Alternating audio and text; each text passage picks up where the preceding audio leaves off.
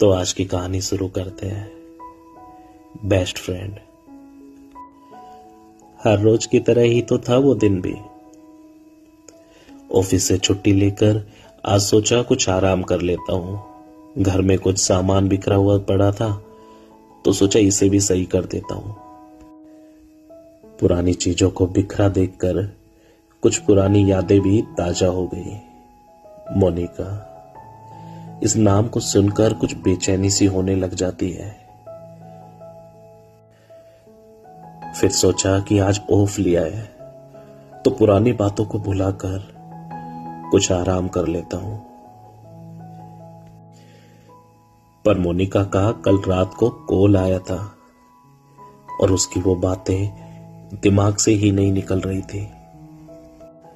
मोनिका मेरी कॉलेज की friend, college की वो फ्रेंड जो हमेशा मेरे साथ रहती थी। हर समय हर जगह जहां भी जाते बस एक साथ जाते। कॉलेज के दूसरे लोग तो हमें देखकर बातें भी बनाते थे, एक दूसरे को चिढ़ाते भी थे, लेकिन मोनिका को किसी की बातों से कोई फर्क ही नहीं पड़ता था। हम दोनों एक दूसरे के लिए दर्द की दवा बन चुके थे।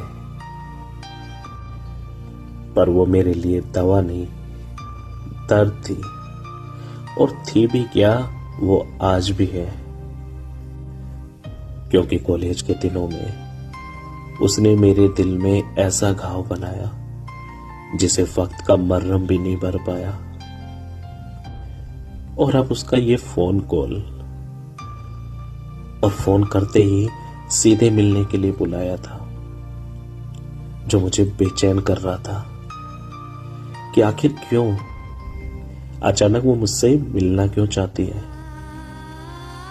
कॉलेज के दिनों में हम बेस्ट फ्रेंड तो थे, लेकिन वैसे नहीं जैसे मैं चाहता था, क्योंकि मैं उससे प्यार करता था।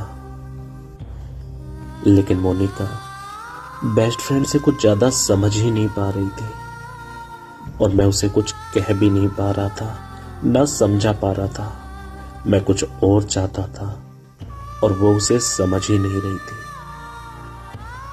फिर वक्त के साथ कॉलेज भी खत्म हो गया और वो कानपुर लौट गई और मैं दिल्ली आ गया। कुछ समय हमारी बातचीत रही, धीरे धीरे वो भी कम होने लगी।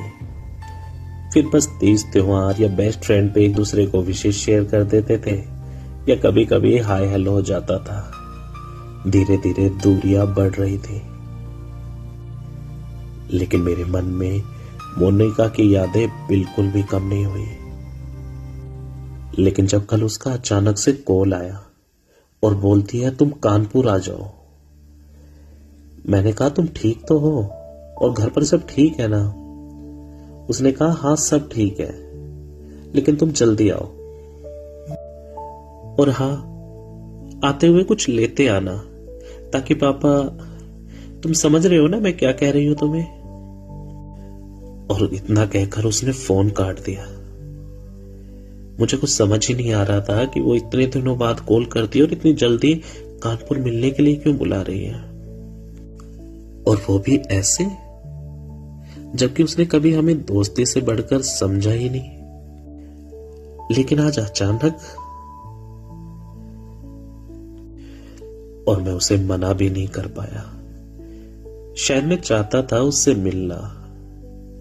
सुबह कानपुर स्टेशन पहुंचा और देखा मोनिका मुझे लेने आई हुई थी, और वो सीधे भागकर मुझे गले लगा ली और बोली तू बेस्ट है यार, मुझे पता था तू आ जाएगा।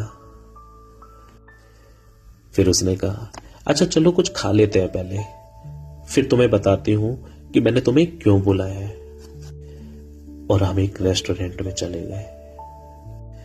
नाश्ता करते हुए वो मुझे कहने लगी कि पापा की तबीयत ठीक नहीं है, उन्हें अटैक आया हुआ है, और आजकल वो जिद करने लगे हैं कि मैं चाहता हूं मेरे जीते जी तू अपना घर बसा ले।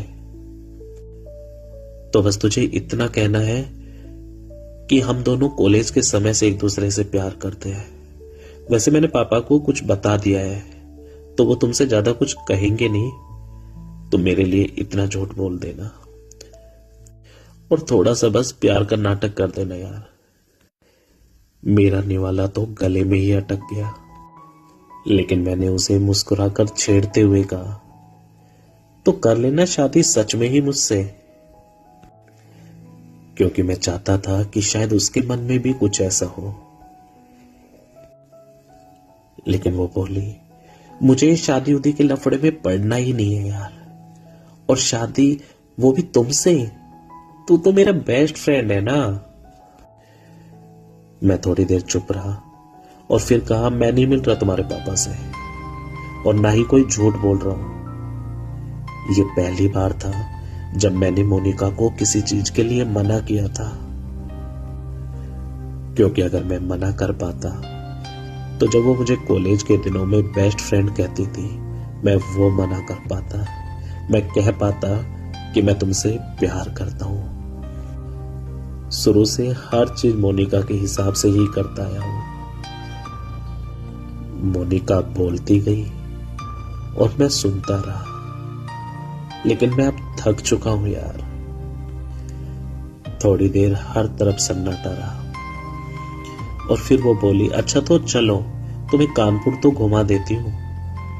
और इस बार मैं फिर उसे मना नहीं कर पाया और हम चल दिए कानपुर घूमने। मैं बस मन ही मन ये सोच रहा था कि काश मोनिका मुझे हमेशा के लिए अपना बना ले, लेकिन हर तरफ सिर्फ सन्नाटा था। और मोनिका अचानक कहती है, ये पापा की आखिरी इच्छा है। मुझे तुम्हारे अलावा पूरी दुनिया में कोई नहीं दिखा जिसे मैं ये कह सकती थी। और ये सुनकर मुझे फिर मोनिका पर प्यार आने लगा।